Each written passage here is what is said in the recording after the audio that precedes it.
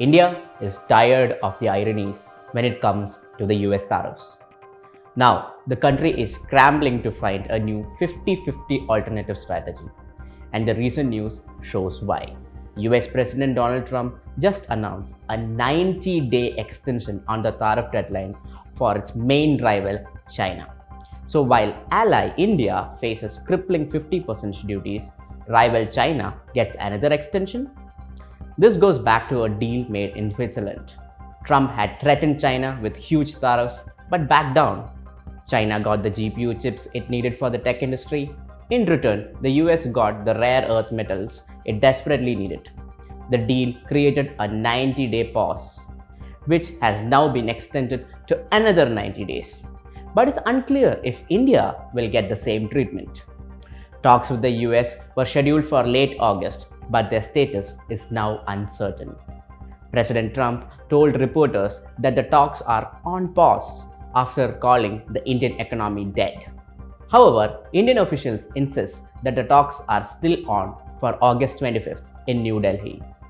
With both sides digging in their heels, New Delhi is moving ahead with its 50-50 strategy. The idea is to focus on 50 other countries, especially in West Asia and Africa, where India already has strong trade.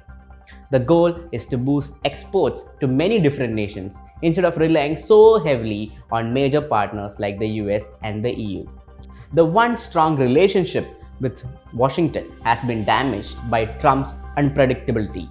This has forced India to look for complex alternatives.